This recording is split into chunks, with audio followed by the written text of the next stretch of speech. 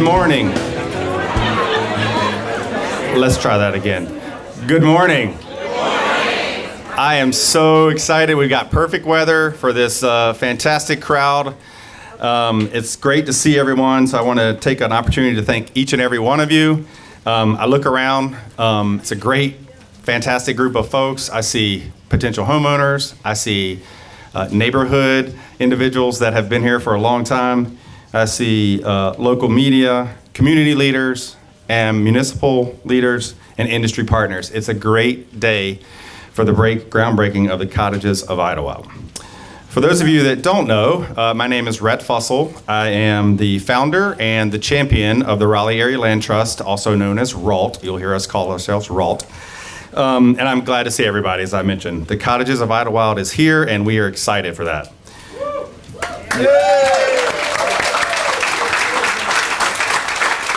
This project is a lot more than housing. It's about stability, it's about opportunity, it's about the working families, and it's about the Lane Idlewild community that has been here for a long time. I'm honored that RALT and our fantastic partners, RRD, are going to be able to develop this site right across the street. A little bit about RALT. 2018, a group of community leaders came together and philanthropic individuals and some affordable housing experts and decided we wanted to do something different than what was already in Raleigh and Wake County. And the Community Land Trust model was born. It took us about 8 to 9 months, and then RALT became official in 2018. There are 300 community land trusts across the country, and we are one of those. And it's about preserving affordability is what we're all about. It's run by the community and for the community, hence the name Community Land Trust. Now, this wouldn't be possible without all the support from the community, and especially from our core supporters. So I'm going to ask some individuals to stand. So I'd first like all the elected officials from Raleigh, Wake County to please stand. And so let's give these folks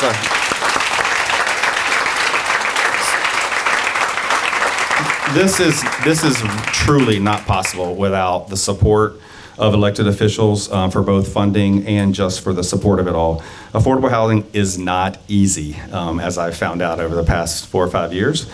And it's nice to have elected officials fighting at every level, from the state level all the way down, and it's just amazing. I can't thank them enough. If you are a staff member from Raleigh or Wake County in the housing group, would you please stand for me? Back here in the back, a lot of people, city staff.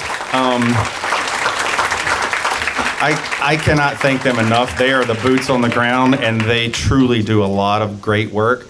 And they put up with me, and I apologize for that. But I love you all. And they got us here. They really got us across the finish line. Next, I'd like to thank the RALT board members. So if you're a board member, and then Kevin, our ED, if you'd also stand up, board members for RALT. Dr. Monroe, Rashida Monroe, Matt Leatherman, Louise is here somewhere. They have definitely put up with me for a long time. And then I passed it over to Kevin, and he keeps bothering them too. This work is not possible with someone saying the what if. Like, the board members took a chance and they said, what if we did something different? And they did. So thank you. I'd also like to recognize the community elders that are here in the front couple of rows here. If you'll raise your hands for me. Don't be shy. You're there for a reason. They have truly been the fabric of this community for a long time, and Lavelle's going to talk more about that and recognize them later, but I just wanted to point out that this community would not be here without them. Okay, so finally, I'd like to recognize some key philanthropic partners who made this possible. Obviously, the City of Raleigh and Wake County have done a fantastic job, and they're going to both speak here in a second. But we'd also like to recognize our partners. A few of these partners will be speaking here. Wells Fargo, who is our affordable housing lead sponsor. Coastal Credit Union, they're our legacy impact partner, and then North Carolina Housing Finance Agency. So those individuals will be speaking here in a second, but I do want to recognize other key individuals. If you'll please stand, so St. Michael's Episcopal Church, the individuals from St. Michael's. So Reverend Gregory Jones, rector, he's the rector, and the vestry of St. Michael's Episcopal. Look, they came in with an unprecedented philanthropic group gift as our lead community builder partner, and we just cannot do it without them. We really appreciate it, and thank y'all for what y'all have done for us. The Gibson Family Foundation, Tom and Pat, if you're here, I don't see you, but if you're here, we appreciate you. They've believed in our work and have been a lead sponsor of RALT for quite some time.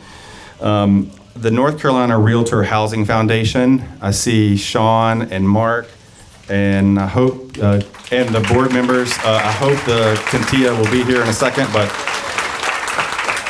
oh, there she is. Look at that. Great timing. You cannot plan that any better. So Kentia is the director of the Housing Foundation, and she's been fantastic. They've underwrote one of the homes, entire homes for affordable housing here at the development.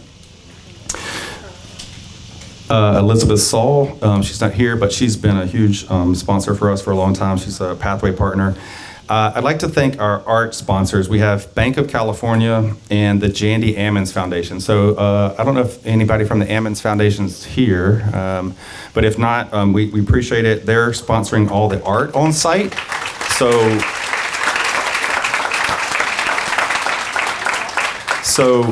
we're doing some specialized art on the site, and we need you all to help us with that. So you'll see that Art Space, our friends Art Space are out here. There's Carly Jones, she's the director.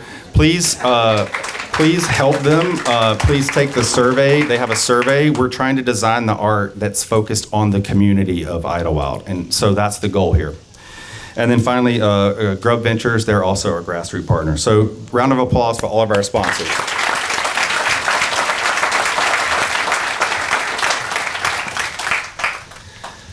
Okay, so we're almost there, but I'm going to take my opportunity to thank some folks that have been super critical to the success.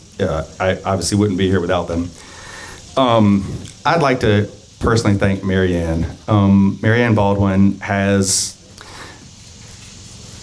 she's believed in me when no one else might have, and she said, keep fighting, keep going. She was fantastic, and I appreciate you, and I know RRD does as well. So thank you so much for all you've done for us in the CLT model.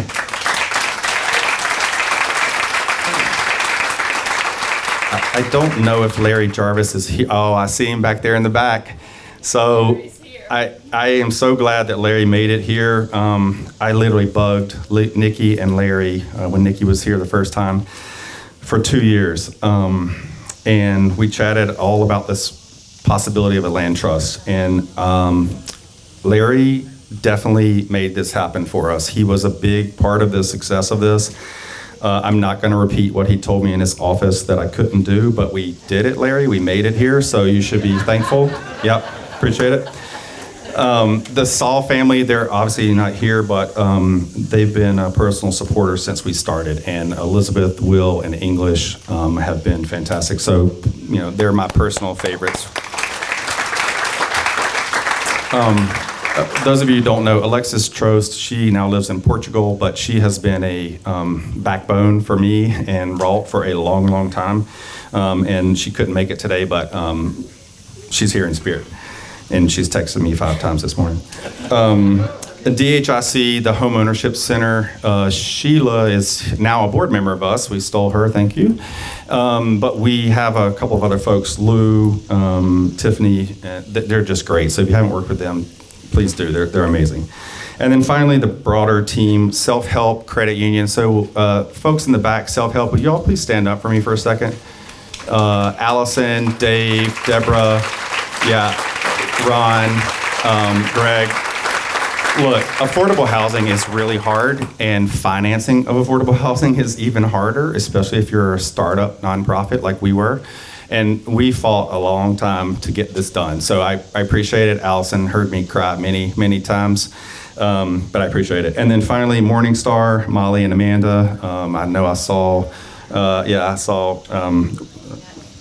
Mac here, appreciate it. And then Haven, our development team. They're walking around in the gray, they're back here in the back. These guys are great. They're our GCs and the architects on the project, Drew, Zach, Monique, Sandy, Kristen, I appreciate it. And then finally, PNC Bank. I saw Dorsey right here. PNC Bank and FHLB Pittsburgh. They helped us get a $500,000 grant, which is huge. So it'll really help with the rental portfolio. So I appreciate it. And finally, to our development partners. Let's see. I see Lavelle walking away from me, but Terrell and CJ and Lavelle. This has been a journey, a long journey, and they've been right here by our sides the whole time. I've learned a lot from them. I want to give, Terrell, will you stand up for me for a second? I want to give Terrell a special shout out. This dude is crazy. Like, he's amazing. He does a lot behind the scenes that no one ever sees. So all this you see right here is all Terrell. So please give him a...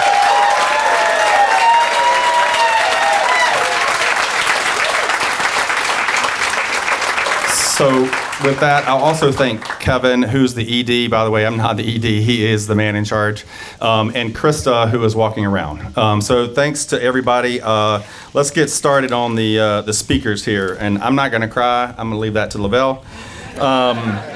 So with that, I'm going to introduce Reverend Frank White. He's a founding board member of RALT and has been a steadfast piece of our success. He's the pastor of Antioch Bible Fellowship and also the RALT treasurer. He's been here from day one with us.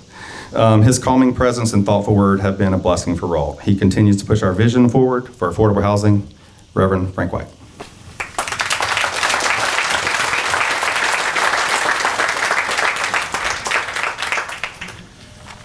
When I received a call over 8 years ago concerning RALT, the other person on the other side of that call was Rhett Fussell. I was grateful for the opportunity to have done so, to have served. It has been a blessing, it has been a privilege, it has been an honor. And here we are today on the brink of something that we began discussing a number of years ago. We've acknowledged our elected officials. We thank you, former Mayor Baldwin, Mayor Janet Cowell. We thank God for our city manager, for her presence. We thank God for our county manager for being here. For all of our counselors and all of our county commissioners, we are grateful for your presence. To our faith leaders, we are excited about what this moment truly represents. It is a momentous occasion, and we ask for your continued prayers. To our partners at Haven Design Build, Terrell, Lavelle, and CJ, thanks for your diligence and your dedicated efforts. We know it has been a process, and there have been some challenging moments, but alas, we are here. Lastly, to the commitment of those who serve on the Raleigh Area Land Trust. We have worked together. We've sat together. We've had some moments wherein we've had things that bordered on the brink of debate about this organization and its purpose. And I would like to say on behalf of our executive director, Kevin Campbell, our board chair, we are grateful for Daruk Honorable. He is a great guy. He stepped up, and now we see ourselves going in a positive direction. We acknowledge the tireless efforts of Rhett, Alexis, Krista, and Angel. To Micaiah Thurman at Milan Public Relations, thank you for all that you have done. Your efforts show us that our labors have not been in vain. Kevin, I say to you, and I want to personally acknowledge that you play such a critical role in what we hope to see RALT do. May you have continued success as you man the helm of this organization, as we advance the work of those and the things that affect housing affordability. Having said all that, as a pastor normally does, he loses his sheet. as we stand on the brink of what is considered to be a moment of greatness. We are here in Southeast Raleigh, land situated not far from, downtown Raleigh, not far from Jones Street in our state's capital. This community has tremendous significance, special significance to many in attendance today. This was not just a tract of land, it was home. So what we do here today in many means is not just steps to preserve, but also to celebrate the richness of this community as it relates to three things: its heritage, its history, and its hope. Its heritage. Those who grew up within this community with names like Pulley, like names like Faison, like McDougal. We are grateful for the fact that my friend Jesse Jeffers, I see that name over there. These individuals have been instilled with a sense of pride, one that speaks to the fact that regardless of your circumstances, you can overcome them. We talk about history. There is a deep history in this community as it relates to the proud legacy of those who forged faith, raised families, and forged long-time relationships. Theirs is a legacy that in spite of all the odds against them, they were able to persevere, making contributions which have made a lasting impact upon this city. Which lastly speaks to its hope. A hope that speaks that whereas a community that over the years has seen its share of urban blight, institutional neglect, and most importantly, recently, the impact of gentrification. In a matter of months, this will be a development that will bear the names of those who have loved this community and will forever be associated with it.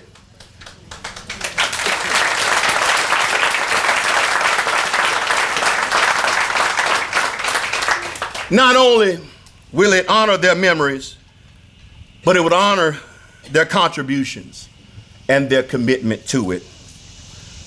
As I close, may we not only commemorate, but let us celebrate our ability to collaborate for those who ultimately will enjoy the blessings of home ownership for generations to come. Thank you.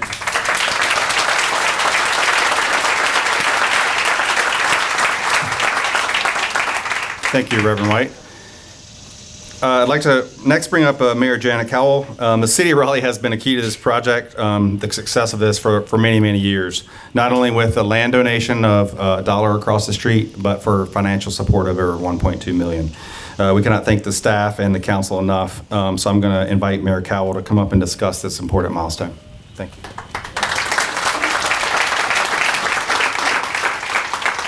Thank you. So I'm Janet Cowell, the mayor of Raleigh, and it's my privilege to be here. As you know, this has been a long time coming, so I'm really standing on the shoulders of Mayor Baldwin, the previous council that got this running and rolling, and we also have Mayor Pro Tem Stormy Fort here and Councilor Corey Branch, who will be, I think, speaking after me. Affordable housing and housing is our #1 priority on council. We know in a growing community how hard it is to afford to live in Raleigh. And there is a lot of partners that have to make these things possible. The city has a unique role, right? And to be able to donate the land, I see Marshall Adams-David here, our city manager, to be able to donate land in a site like this, which is perfect, right? You're right next to a park, you're in the fabric of a community, deeply affordable units. And then what I also really admire about this project, which Red alluded to, is it's innovative. This is the first Raleigh area land trust, a land trust model, a home ownership model that will hopefully be in perpetuity of allowing this. The other thing I really like about this model is the partnership with the faith community. I just think, right, the faith community with the trust and the mission, right, of the churches and congregations. St. Michael's, thank you for your involvement. And I think just the city's partnership as we work across, all the banks, all these finance, but to work with this faith community, I just think in this community that could be, the most powerful thing we could do. So I will keep my remarks brief and keep this moving, but just on the behalf of the city of Raleigh, we are really proud to be part of this and break ground. And I will say 16 months is what I heard. So we're hoping by the end of 26, 16 months, we can all come back and see these houses.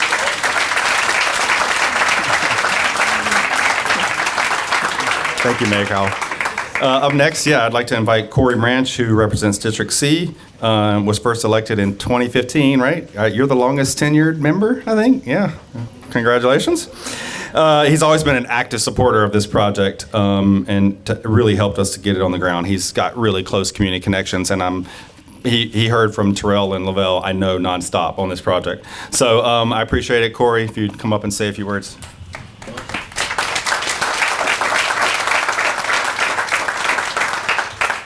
Good morning.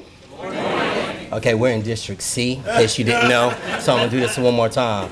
Good morning. Good morning. That sounds good. First of all, I want to thank the Raleigh Land Trust, Area Land Trust, but also I want to thank Raleigh Rays. I want to thank Terrell and Lavelle and CJ for their work, and I want to thank their entire team because it's one interesting what happens through conversations. And some of our conversations was something that we said, we were talking. We said he or she who controls the dirt controls what happens. And this now is an opportunity that the Raleigh Land Trust and Raleigh Race Development is controlling the dirt to bring the laughter back. You hear about the partnerships, and I thank God for the partnerships. I wish it didn't take us to have over 100, close to 100 partnerships to do affordable housing these days. But we have to remember the why. So if you can, let's listen. And imagine laughter, screaming, joy, somebody saying, get in this house. All returning to this community. That's what this is about. Reverend White, thank God I wasn't directly by him, he talked about the hope. That hope is the future. That's what this is about. This is about ensuring that young people have a safe place to lay their head so they can go to school, so they can eat, so they can build relationships, and then do like Raleigh Rays. Come back, give back, and lift up.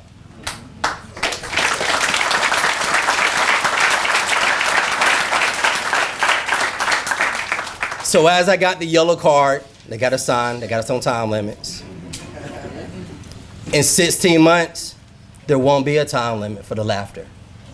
There won't be a time limit for the joy. Because it's about the next generation coming, living, and growing. And that's why we say, Raleigh, let's raise.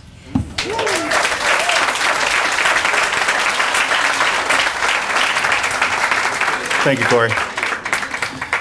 This project would not be successful, as Corey mentioned, without all the partners. So I'd like to bring up our affordable housing partner, Wells Fargo.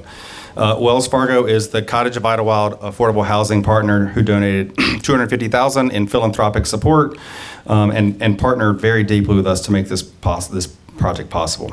Their support ensured that homes could serve lower income families and include some supportive services on site.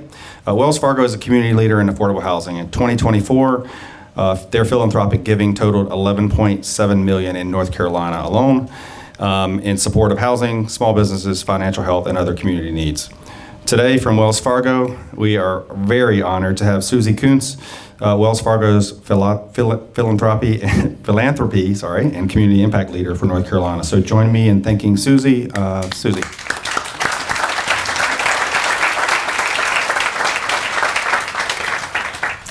Good morning. And what a beautiful day to be here and celebrate the groundbreaking of Cottages of Idlewild. an inspiring example of what happens when community vision and collaboration launch together in action. Actually, my first job out of college was in Charleston, South Carolina. I moved there for a little bit and worked for a land trust, and I immediately saw the tremendous power of the land trust model. So I was thrilled to hear that our community leaders came together to create a land trust here in our city. And I'm so impressed with what Raleigh Area Land Trust has accomplished in such a short period of time. Cottages of Idlewild represents more than just homes. It's a promise that affordability, dignity, and legacy can thrive together in one of Raleigh's most historic neighborhoods.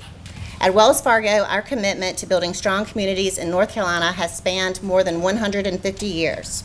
We've been part of Raleigh's story for generations, and our dedication to supporting families and strengthening neighborhoods continues to grow. That's why we're proud to invest here. Our contribution today reflects our belief that every family deserves a safe, affordable place to call home, both here in Raleigh and across the country. Home ownership is often one of life's most defining moments. Home is a place where children grow, memories are made, and futures are built. Yet for far too many, that dream remains out of reach.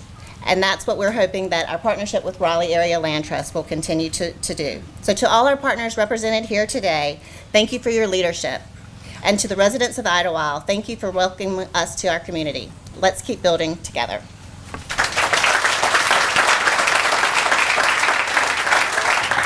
Thank you, Susie. Next, we're going to recognize Wake County. Commissioner Susan Evans is going to speak to us. We would not be here without Wake County as an instrumental leader in addition to Raleigh. They pushed us to create a unique repair reserve fund to help build equity and wealth for our actual homeowners that will be on this site, as well as her support of over $900,000 for long-term support on the project. Like I said, special shout out to Mark, CJ, and Morgan at Wake County for their support and their creativity. So I'd like to invite Commissioner Susan Evans, who represents District 4, to come up and speak on their behalf. Thank you. What an exciting day. I am Susan Evans, currently the chair of your Wake County Board of Commissioners. I'd like to start by recognizing some of my colleagues that are here. Vice Chair Don Mile is here. Commissioner Shanika Thomas is here. And I'm pretty sure I saw Commissioner Tara Waters, for whom this is her district. District, what's the number? 5. District 5. This is Tara Waters' district. If there are any other commissioners here I've missed, please raise your hand. But wanted to acknowledge those, and I certainly appreciate you doing so, but I want to acknowledge our fantastic staff in our Housing and Community Revitalization Department, led by Morgan Mansa. And I just want to say that as recently as 2017, Wake County did not officially have a housing department, and we formed a housing task force and decided to reconstitute a housing department, and that effort began in 2018. And so we've been very busy doing a lot of different things over the last 6 or 7 years, and a lot of that has been working to provide gap funding for affordable rental projects, also helping mitigate homelessness and all those things.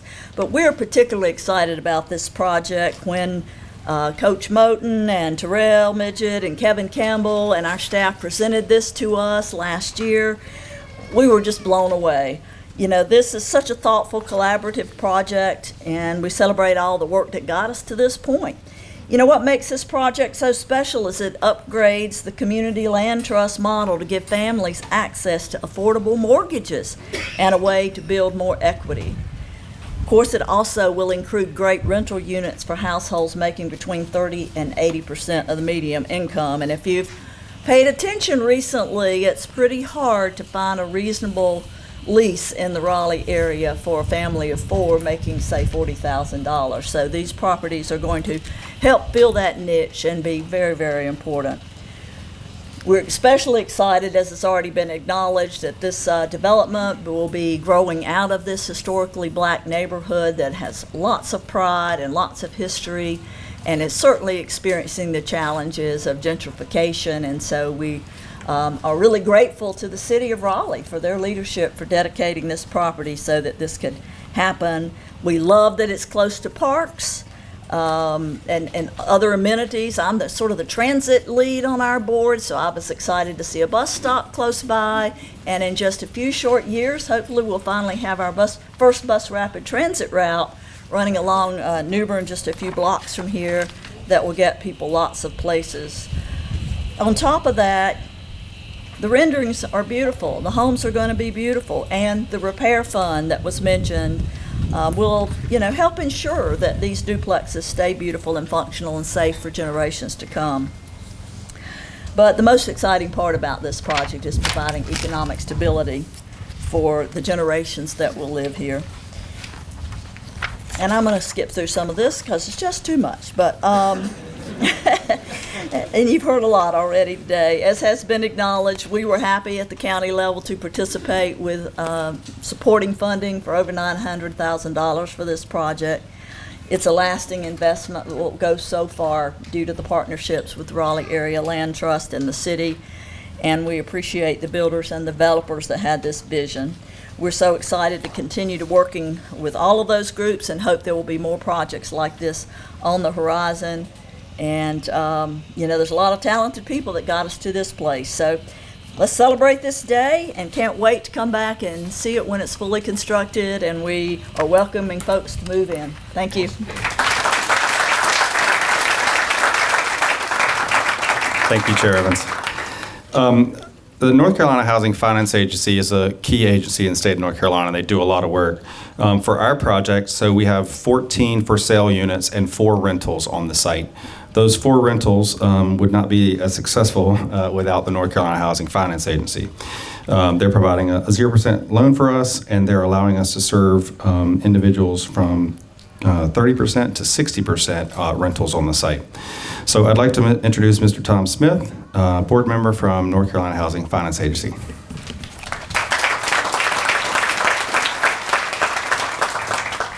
Good morning. Good morning. What a great day to be here. My name's Tom Smith, and I serve on the board of the North Carolina Housing Finance Agency, and I'm joined here today with our executive director, Scott Farmer, and several of our agency staff. The Housing Finance Agency is a self-supporting public agency, and we have a huge heart with a very simple mission, and that's to provide affordable, safe housing opportunities to enhance the quality of life of North Carolinians. And we do it from Manio to Murphy, and we're proud to do so. As a local realtor, I'm excited to be here today to break ground on the cottages of Idlewood. I'd be remiss if I didn't say a number of my fellow realtors are here today with huge hearts, and their organizations, both the local and our state organization, made sizable contributions to this effort because they wanted to not only see this tent raised, they wanted to see this neighborhood raised. And so I thank my fellow realtors for their commitments, and I implore you to continue your great work. And developing affordable housing is a team sport that requires a number of partners and many layers of financing. These 4 homes that the Housing Finance Agency is helping with will provide permanent, and I love that word, supportive housing, having investments from the city of Raleigh, Wake County, the state, and the federal government. And of course, our agency fortunately is able to provide just shy of $1 million from the State Housing Trust Fund. None of that work would be possible without the investments by the General Assembly, especially individuals like Senator Dan Blue and Representative Abe Jones. Thank you so much for your contributions and your leadership and your guidance. I'd also like to recognize Daphne Moore from Congresswoman Ross's office and acknowledge Congresswoman Ross for her continued lifelong support of housing, both in the legislature and in Congress.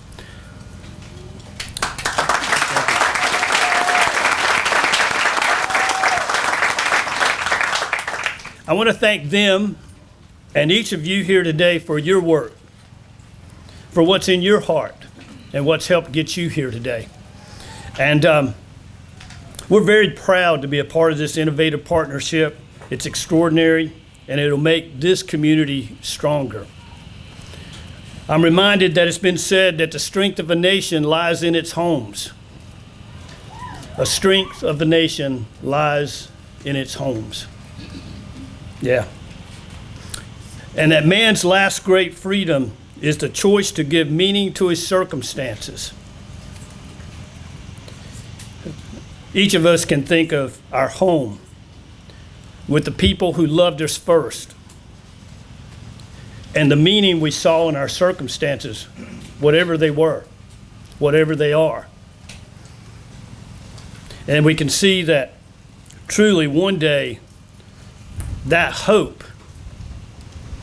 can bring us right back to the very home where we started.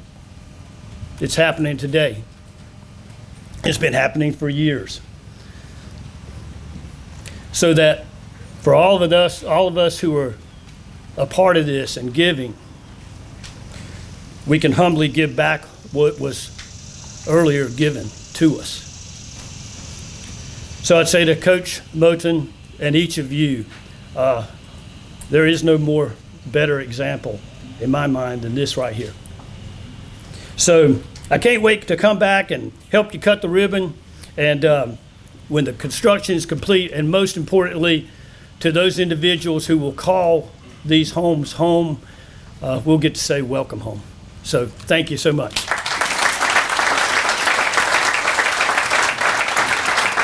Thanks, Tom. All right, we're almost there. Up next is Creighton Blackwell. He's the Chief Community Impact and Public Affairs Officer at Coastal Credit. Creighton and I have been at this a long time. We've been many breakfast, texts, lunches, trying to figure out different ways to do things. And we finally made this possible. So I appreciate it, Creighton, for sticking with us, and obviously Coach Moten. Nearly 30 years of leadership in business and community development. He's helped us think outside the box to deliver more equity to home buyers. Today, he's representing Coastal Credit Union and the Credit Union Foundation, who have been instrumental in this project. They've given us $100,000 in philanthropic gift, but more importantly, the homeowners themselves will be getting mortgages at 2% below market rate. Now, that is huge.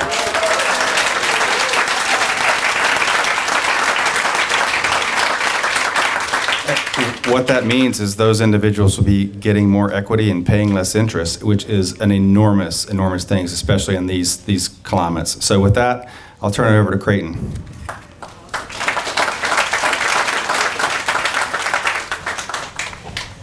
Good morning. Good morning. So I want to put things in perspective real quick. While we're humbled to be a part of this, I need a little crowd participation for a moment. By a show of hands, how many of you really believe in this project? Can I raise 2 hands? Any hand available, feel free to raise. Because to every resident, these are all people that believed in you to come together and do this. To the team, Raleigh Rays, Terrell, Lavelle, CJ, by a show of applause, how many people believe in this project?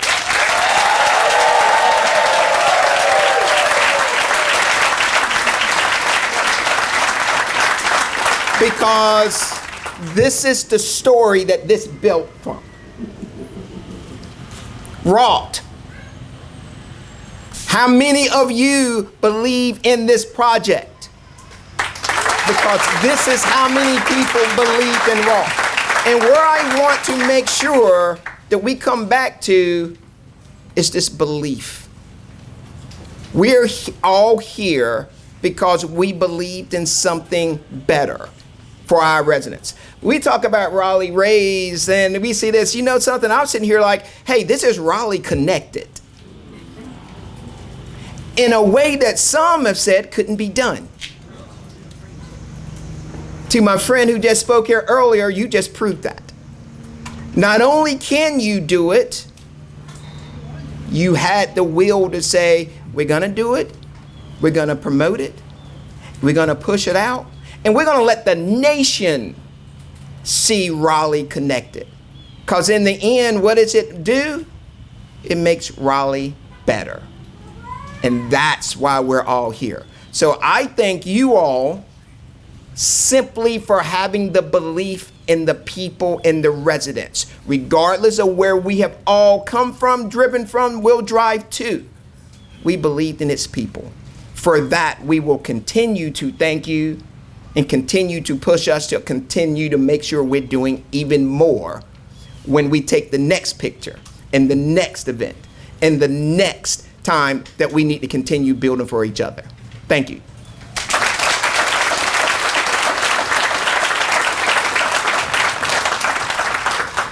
Well said. All right. So this next individual needs no introduction. I'll never forget talking to him and CJ and Terrell right there, right in front of the bus stop. We had a team meeting, our first ever team meeting out there, where we decided that this partnership was going to be what it is today and get us to this point. This guy's a fantastic leader. He's always giving back. He knows where he came from. He always makes sure that the residents of the community are a part of it, and this is just one more example of that. He's made a great impact on me. I've learned a lot from him about not only Raleigh, but this, the street, Lane Idlewild, and the community. And of course, you always get a great one-liner to remember from him, or at least I do.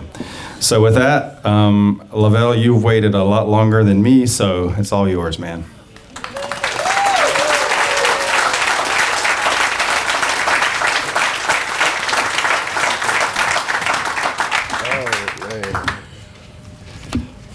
Back aching back there. Good morning. First and foremost, I want to thank everyone here for taking the time out of your busy day on this Monday. I know my baby's in school, starting school today, so they couldn't be here, and I'm sure yours or your grandkids are in there as well. Bear with me, because I don't even write speeches. Normally, I just get up here and just talk, but just one of the rare occasions I had to write some things down because it's too many people to thank, right? When you have such an event that's monumental as this. Pull it up. Like that. Just hold it. Lord have mercy. All right, can y'all hear me now? There you go.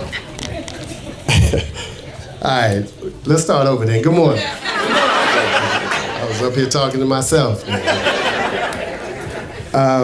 I normally don't write speeches, but I had to jot some things down today because when you have an event as monumental as this, it's just too many hands on deck. It's too many people that partnered and supported you through this. So bear with me real fast. I want to start off by thanking some people, and I'll get through this because I know we got to get back to work and we got to practice at once, so I know I got to go anyway. So first and foremost, Raleigh Area Land Trust, our partners in this, thank you guys for everything that you've done. And I appreciate you so much. I know the road was rocky. We really didn't know each other, and I know I showed some passion that y'all thought I was crazy sometimes, but thank you so much. We made it through. To Mary Ann Baldwin, our former mayor, this is your baby. This is your vision.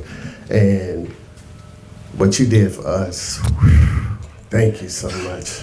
And not only did you not want just affordable housing, you wanted something unique. And it was your vision that made this possible. So thank you so much, Mary Ann.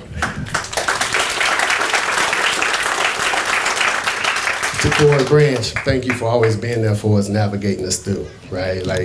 We ain't know who to call, when to call, why to call, but you was like a navigation system, so you helped navigate us through, and I thank you for that. To Stormy Ford, Stormy, stand up, Stormy, because you always in the background, so we got to recognize Stormy.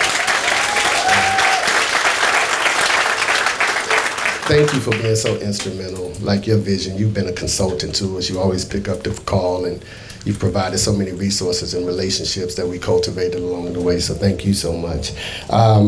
And I'll get through this real fast because I know these people have been thanked, but they ain't been thanked by me. To Evan Riley, Marshall Adams, are you here? Oh, thank you, Michelle. Like, we were begging you for so much money, so I appreciate it. It's Jonathan Melton here. I don't see Jonathan. Okay. All the city council members, the elected officials, Morgan, Shanika Thomas. Shanika, stand real fast. We were coming to you begging too. So thank you for everything that you've done. I remember our first conversation at my back to school community day, and we was like, we're gonna do something together, we just don't know what it is, and I definitely didn't know it was gonna be this. To Lorena McDowell, David Ellis and his staff, thank you.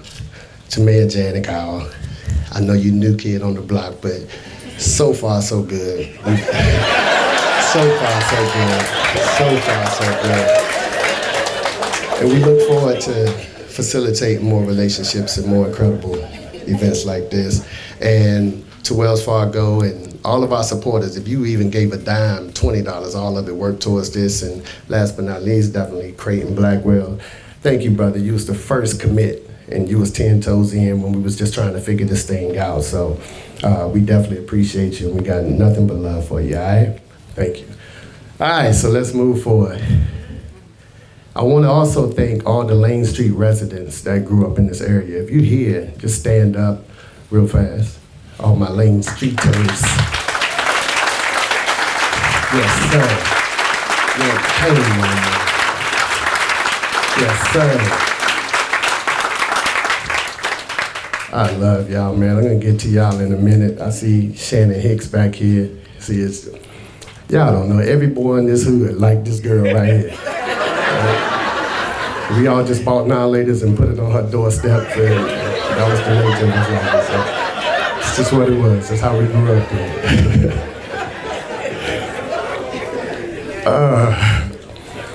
You know, one of my friends that I grew up with, he came up to me before the event and he whispered in my ear after we took a picture, and he said, "Vale," I said, "What's up?" He said, "I never seen this many white people on Lane Street."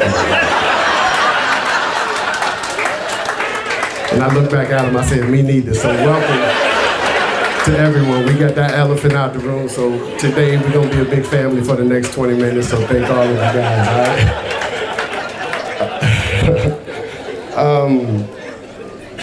You know, some of you may know me as a basketball coach at North Carolina Central University, and there you go. And also a 2-time graduate of North Carolina Central, but the truth of the matter is, my first education was a school of the hard knocks, and it came from right here, LSU, Lane Street University. So as you become a developer, you know, it's very interesting because you get to face some harsh realities. If you want to do something the right way and appropriately for this community, you got to peel back the layers, and when you peel back the layers, you find yourself approaching some truths and many problems. And the best way to confront that is head on. So I've always been a guy that ran to the problem instead of running away from problems.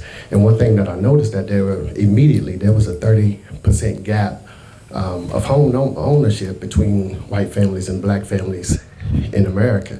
So I had to ask myself, like, why did that happen? And the truth of the matter is, if you go back to 1933, when America was experiencing the Great Depression and all of these things, I think maybe 25% of the country at that time was unemployed, and many people was jobless and homeless and all of those things. And the federal government created an agency called the Homeowners Loan Corporation. And that agency was pretty much created and designed where they said, we're gonna give these guys an opportunity in these neighborhoods through lending and building to afford homes. It was a genius idea, but there was only one problem with it. It was a color-coded scheme. And they generally took a map of the United States and they mapped it out, and they disqualified black and brown people from receiving those mortgages. So that's how we are here. And that practice went on, and I think it was outlawed in like 1968, but we still felt the residual effects from that discrimination. And that's the reality of it. And that was the ugly truth that we had to pull back. So now we knew what the problem was, how do we fix it? And that was the beautiful thing about it, because I grew up in a community where we didn't have a lot of money. We didn't have a lot of finances, not even a lot of resources. No one over here was born with a silver spoon in their mouth, not that I know of. However, we had things that money couldn't buy. That was really important. morals, values, principles, code of ethics, loyalty.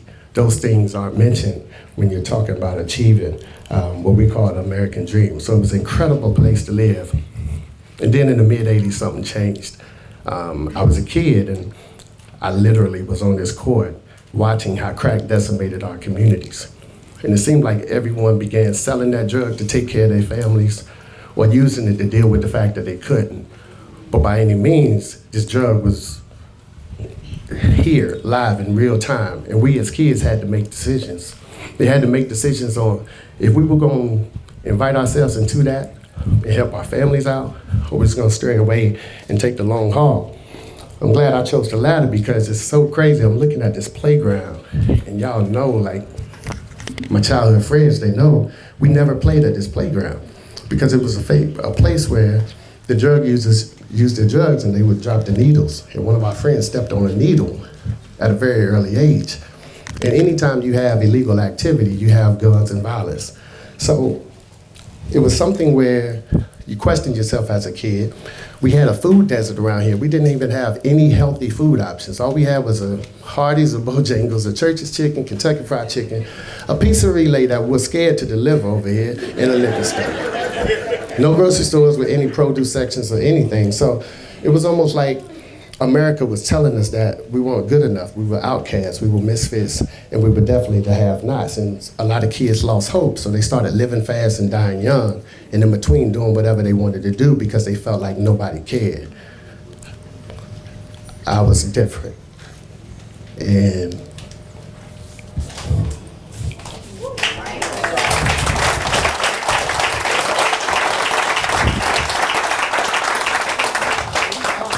I was different because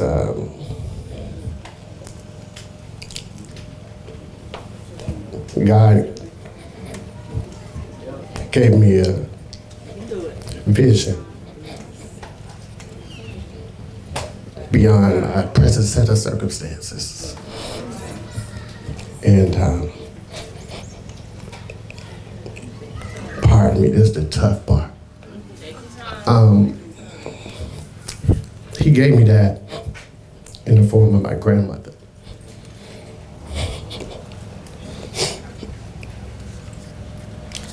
Oh my goodness. She lived right here. She was a praying woman. When I was a kid, she always made me pray with her. And I would just be on my knees repeating whatever she said because she was so fluent when she talked to God, so I just repeated it. But she ended every prayer with asking God to bless her kids. And I would say, God, please bless her kids. I didn't even know I was praying for myself.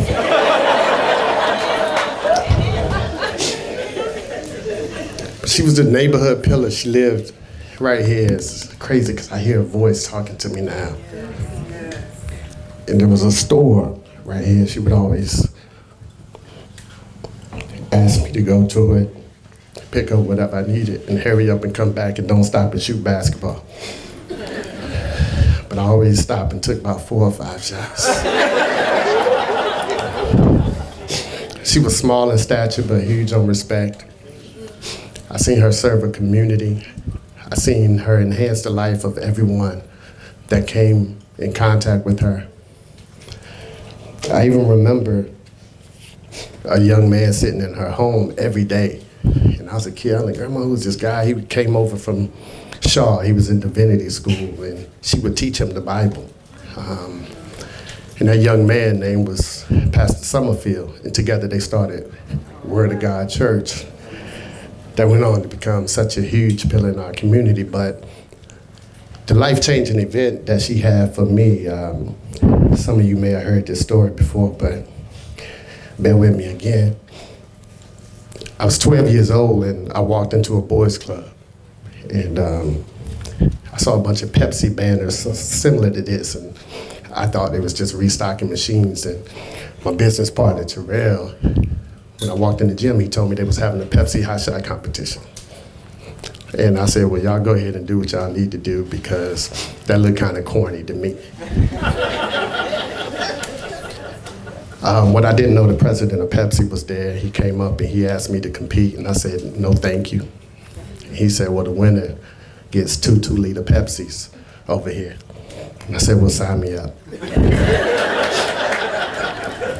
I ended up winning, and afterwards they came up and told me I broke some record, but that wasn't important to me. I just wanted the Pepsis so I can bring them home to my mama. I was 12 years old. I was being a man and providing for my family.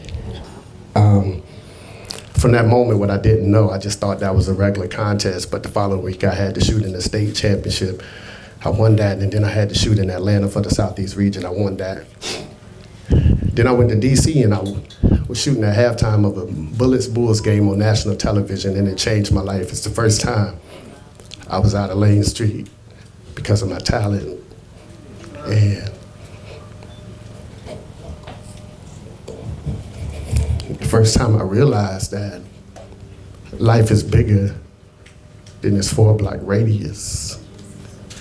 And I ended up becoming the Pepsi Hot Shot champion of the world, and they threw me a parade on this street right here. Like this was...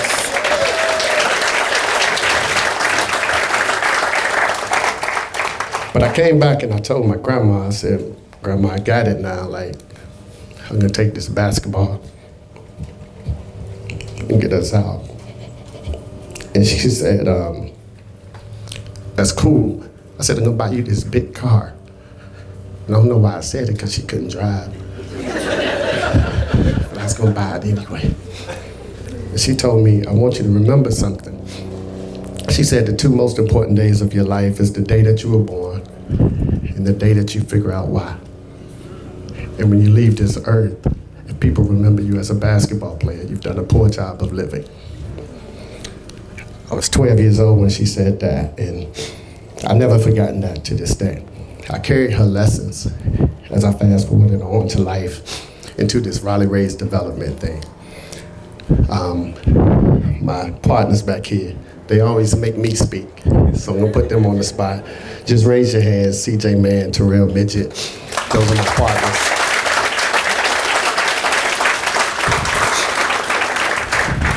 You know, a lot of times, and I never wanted to be a neighborhood hero. I just wanted to be an inspiration. A lot of times people don't achieve their dreams because of the story that they tell themselves on why they can't. And I'm grateful to these guys because we just sit around and say, hey man, like, let's come up with a development company, because we saw that it cost $383,000 to live in Raleigh. And I immediately thought about the people still in this community, even though I've made it out. There was people here that supported me, and they bought me fish plates and fed me when I was hungry and kept me when my mother wasn't present. And so just because I made it out, I couldn't forget about their challenges and struggles. So they needed a voice, they needed a platform, they needed to be heard, they needed a mediator between us and the powers that be. And so that's how Raleigh Raised was formed. And in the midst of that, we started hearing these words, gentrification and displacement. And one of the things that concerned me with all the meetings, I said, hey, what about the history here? What about the people that was here and held this community down when there was no camera crews around here? What about the people that picked up trash and just made sure this neighborhood was fostering and conducive for kids in an environment so we could all be educated? And then something else happened. It was the death of George Floyd. And it seemed like Raleigh was just a tale of two cities. It seemed like it was just people over here and people over here. And every day you're looking on TV and people are protesting George Floyd, and they're throwing things and burning things, and this city was on fire, literally on fire. And then months later we was awarded this project. And it seemed when we was awarded this project, things simmered down. Because what happened, it forced people who would never even be at the table to come to the table and talk about something bigger than themselves. It forced people to come to a table and leave their emotions behind and focus on the betterment of the community. And one thing I always have learned is that when you're dealing with community, it's always about the people. It's not about $10 lattes and $15 lettuce wraps. It's always the people, right? If I ask everyone in this audience, outside of your family, who's the person that had the biggest impact on your life, 90% of you will say a teacher or a coach. Speaking of, I shouldn't even say this because I don't even, this is crazy. I'm just setting myself up for failure, but we all have a favorite teacher of all time, all of us. The craziest thing about it, your favorite teacher don't know he or she is your favorite teacher. And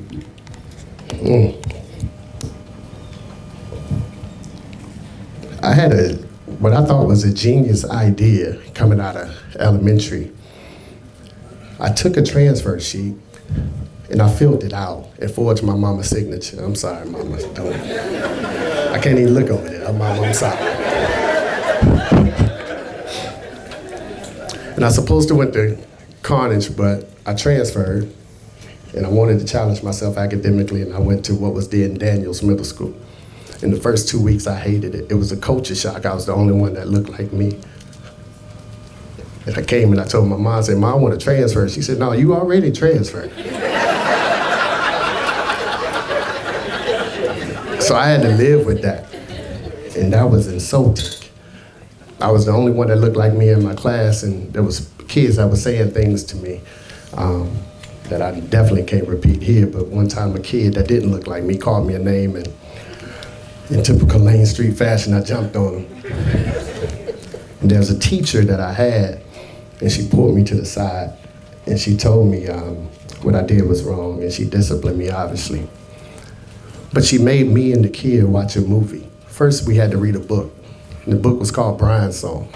And it was about a black football player, Gail says, and a white football player, Brian Piccolo. And they were competing for the Chicago Bears with the same spot. They just had to get along. After we read the book, we watched the movie. And after that moment, that kid became my best friend, and she became my favorite teacher. As fate would have it, years later, I'm done playing basketball. Somebody tell me, and I just do it out of respect, to go to West Middlebrook, and if I'm not gonna play no more, just try to get a coaching position over there. Well, I go and I sit down, and in walks the door is my favorite 7th grade teacher. She's now the assistant principal. And I'm like, Lord. She tried to sell me on it. And I said, how much does it pay? She looked me dead in my face and said, $225 a month for 3 months. And I was like, whoa. That's crazy. Really crazy. An hour later, my former basketball coach called me. He had told me to come accept a job at Delaware State and be his assistant for $100,000. I had to make a decision by Friday.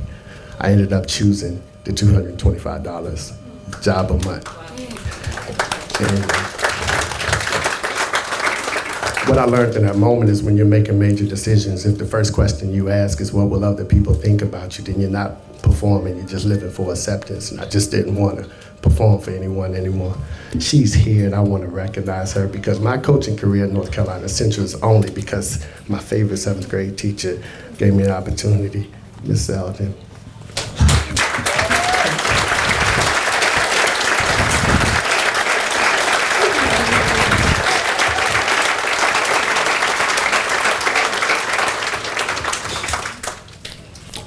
What good is a community if the teachers that inspired you can't afford to live there?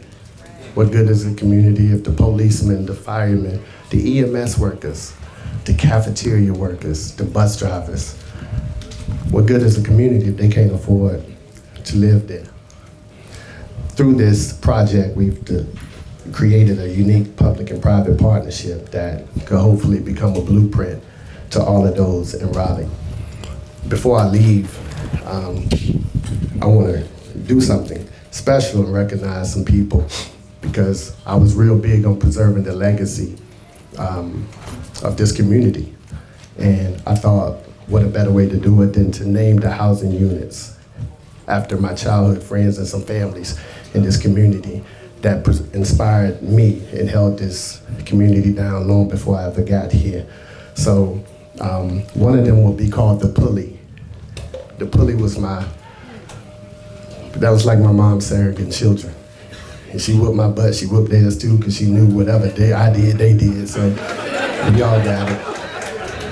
But my best friend, passed a couple of years ago, and his older brother passed, and they couldn't be here today because the middle brother is in the hospital. And please keep him in prayer, but definitely the pulley. The Blaylock, I don't know if Johnny Blaylock is here. There's a lot of people. Hey, Johnny B.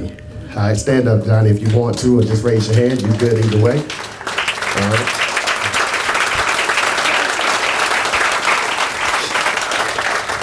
Thank you, brother. We're naming one of those units after you. Thank you for your sacrifice and your support of us and everything that you do behind the scenes in this community, right? But when there's no cameras, you do all the heavy lifting, so I thank you, brother, for life. We have the Jeffers unit, right? Jesse, please raise your hand.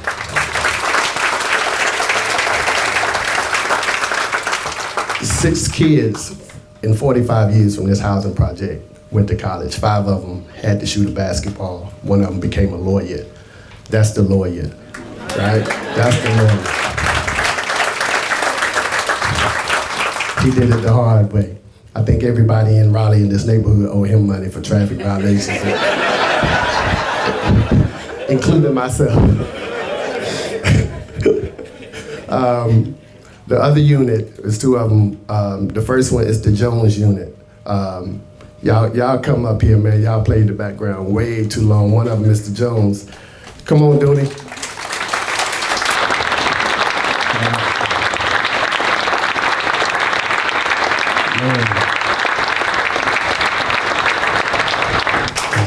This is my childhood best friends. We fought every day, like literally every single day. But I tell you what, nobody else better not ever mess with this. This is Dooney and Dirty Red, right? Also known as Andre and Mark Jones. I love y'all, man. I told you whatever I do when we was up here, I would never ever forget about you. Thank you for coming. I love you.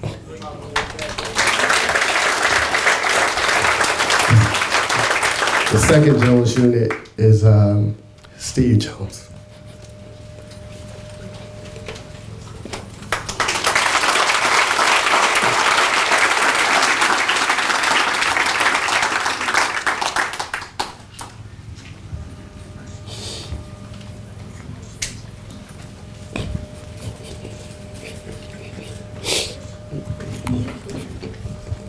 The reason I touched the basketball and wanted to do it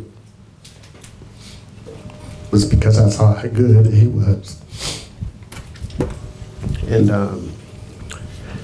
he helped me, he showed me things along the way, along with his brother, God rest his soul. And along with my brother, I just wanted to be them. We couldn't afford a basketball court because we weren't allowed up here, so our first basketball goal, we took a bicycle rim, knocked the spokes out, put shoestrings in it, and nailed it to a tree. And I want to thank you, Steve, for inspiring me to be just like you. Thank you, brother.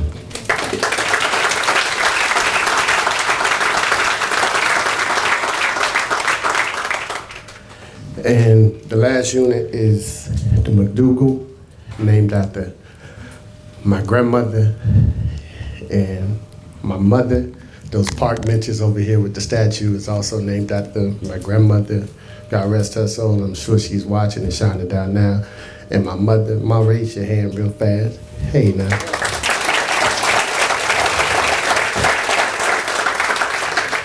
So, in closing, I hope everyone can gather what they want to gather from this. Whatever you want to extract that's positive, I think is needed.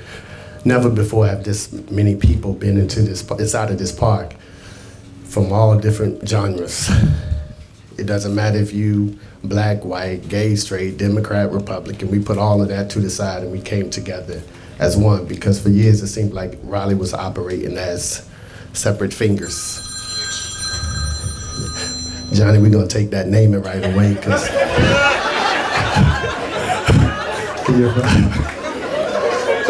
but it seemed like for so long Raleigh was operating as separate facets, right? But my thing is, if you can take those fingers and apply them to a fist, and you can create a powerful force. And that's what I hope this project does for us. 6 kids went to college in 45 years from here. I hope they can look and see that they don't have to dribble a basketball to get out of here. They don't have to run a football. They don't have to rap. They can become developers and use their mind.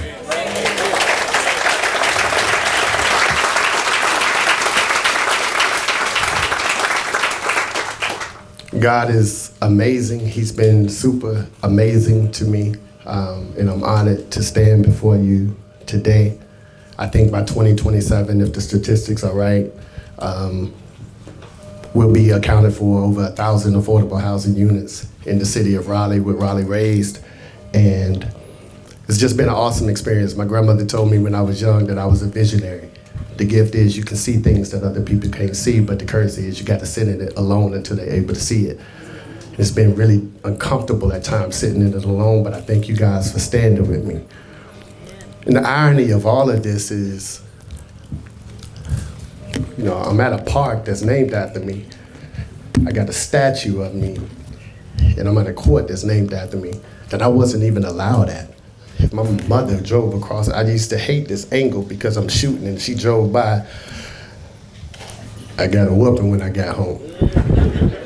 And those were different type whooping. There weren't no 800 numbers back then, so y'all know what I'm talking about.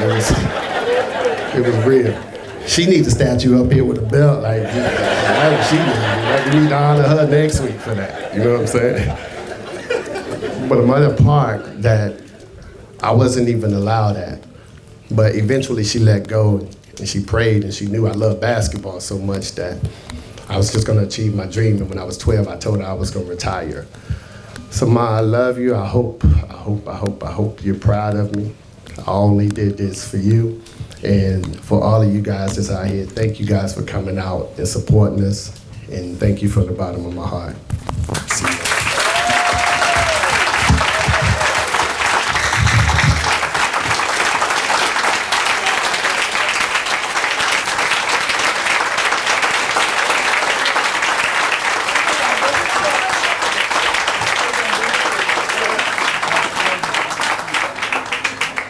All right, with that said, I gotta go home. This fine young lady, where's she at? Over there at the gate in that black, the real pretty one that's waving, the real fine one that's waving. That's my wife, and she let me do all this, so thank my baby Bridget. Thank you.